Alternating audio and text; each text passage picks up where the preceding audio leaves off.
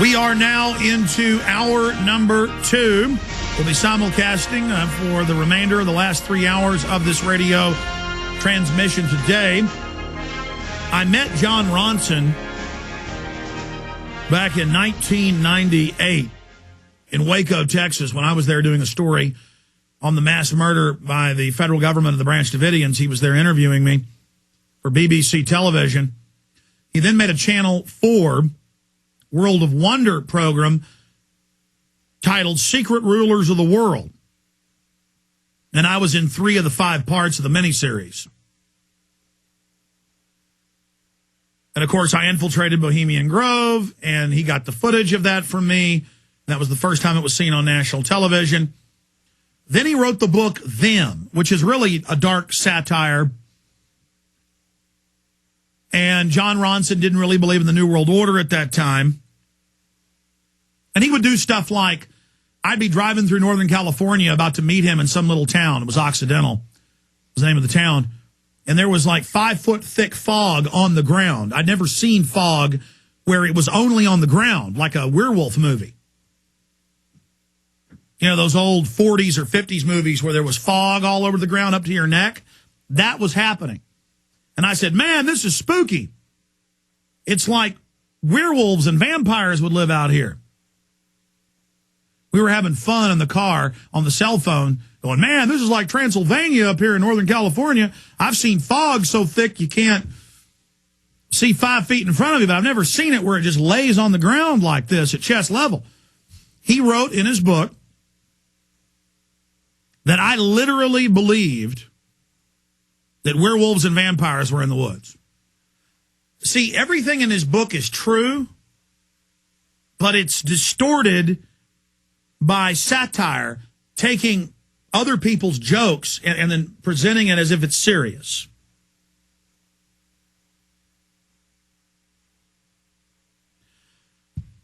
Now, he says he now believes in the New World Order a lot more than he did in the past. And he's a nice guy. I like Jon Ronson.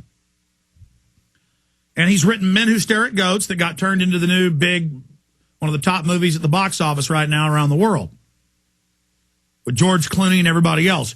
So you'll get an inside peek from the person that wrote the book, now the major motion picture, next hour. You'll get another big sneak peek tomorrow. Jesse Ventura called me Friday evening, and he said, Alex, sorry I've been making you wait to talk about the TV show the last couple months, but Time Warner, that owns True TV,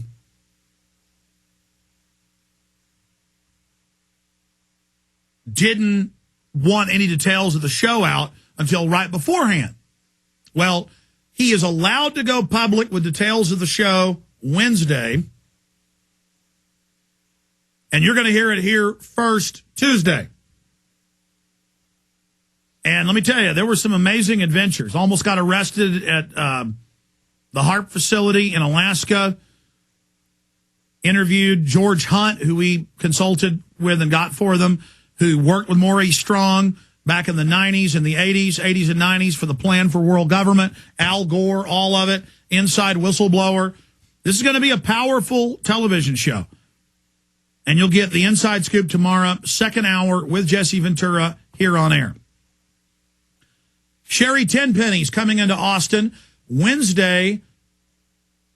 She's going to be doing debates Tuesday and Wednesday. Wednesday, she's going to be in studio with us before she leaves town. She's going to be debating the whole flu situation. And they almost had to cancel it because they couldn't find anybody who would debate her. They finally found somebody, and so that's going on at one of the UT ballrooms Tuesday and Wednesday. 2 big debates. In fact, will you guys print me that email from her or get Due to give it to me so I can actually later read that so listeners know where to go if you want to be part of the audience? Because you better believe they're going to stack it with their people, and they're going to have the mainstream news media there. In fact, we need to send a crew. I've been invited to it, but obviously I can't go. The debates are during the show. But people be like, where's Alex? See, he doesn't care. He didn't come. Well, yeah, I'm going to be on the radio. But this radio show is empowering, but it's also a ball and chain, folks. Because believe me, I'd love to be roaming around and going to events and going to speaking engagements and flying all over the world to show what the New World Order's doing.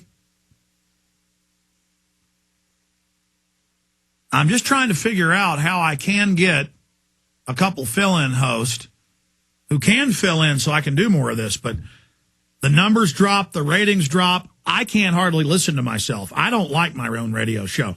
But the ratings show on the internet and on AM and FM stations, people want me. All right, side issue. We're going to get into a lot of key issues coming up today. The Lord Mockton clips are coming up. But right now, let's go to Jeremy in California, who disagrees, so he goes to the head of the line. Come ahead, Jeremy. Hey, Alex. Well, just quickly, Rivero would be a great trial for a fill-in for you, too. Just a little suggestion there. I wanted to disagree with your approach to the flu, particularly with your sourcing. And I have been trying to figure out why you have not had Dr. Deagle on, considering he shares the same network with you. Yeah, listen. I appreciate your call, sir. You see, anytime somebody calls up and disagrees, they don't disagree with a specific thing. Okay? They call in. I got Dr. Deagle his radio job. Ted called up and said, should I give this guy a radio show? I said, now I'm bad. But that's how this works. I'm bad. Okay, I'm covering up the whole flu thing, okay? I'm not going to sit here and get into this host, that host. I don't infight, and there is no infighting going on. Okay? I have covered what I can prove with the flu. I have had scores of guests on the subject. I've told people I wouldn't take it. I've covered the fact that the inserts admit it can sterilize you. And other people call me and say, why don't you have this lady on from Europe? Because when I start getting ready to interview somebody, if anything seems weird or goes sideways, I leave it alone. My radio show is the issues I believe are true and important. I mean, it's my radio show. So I'm just not going to do it. If we spent half of our energy, just half, we don't even spend that, on real issues, we would win this thing. Instead, most people out there on the internet and in internet land, I know there are more websites and more chat rooms and more discussion about, is Alex Jones a government agent? Or does Alex Jones work for the Vatican? Or does Alex Jones work for Israel? Or does Alex Jones work for Scientologists? Or does Alex Jones work for reptoids, literally, than there is about the carbon tax and how to beat it or health care? I'm here covering world government coming down on us. What are you going to do about it? What are we going to do about it? And most of the energy is spent talking about me, which in a sick way is good for this radio show. It actually helps me, but I'm not a worldly person who wants publicity at any cost and who believes that any publicity is good publicity. I'm very upset that people spend all their time talking about Alex Jones. I'm very upset they spend all their time obsessing over everything we do. I'm very upset about that, because if you would stop the infighting with each other and stop the arguing back and forth, Alex Jones isn't setting up a global government to tax you. Alex Jones isn't coming after your Second Amendment. Alex Jones isn't trying to legalize the illegal aliens. Alex Jones isn't taking over health care. Alex Jones isn't the thinking man's thinking man, Al Gore's new plan for the planet. Al Gore's new plan for the planet. I didn't write eco-science that the White House science czar did about how they're poisoning your water supply to sterilize you. See, this is who you better be worried about. John P. Holdren and Paul Ehrlich. You better be worried about Al Gore. See, but no. Because they can have the FBI go out and a few other groups and hire some think tanks to go start the ball rolling about how bad I am online. And the government knows it's only going to make me bigger. But it makes Alex Jones this big, giant distraction from all the other issues.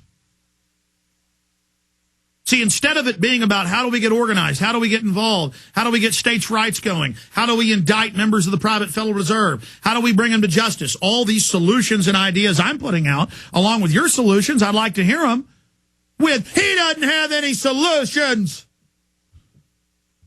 Look, let's just say I work for the reptoids. I work for the Scientologists. I work for the Vatican. I work for Israel. I work for the Masons, everything. I don't work for any of those groups.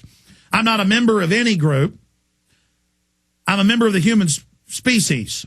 And I'm a good, pure-hearted person here telling the truth day after day, week after week, month after month, year after year, trying to mobilize people. Most people who are awake will tell you that I woke them up or my material did, or my listeners that gave them my material did. And so that's why about half the COINTELPRO attacks are spent on me.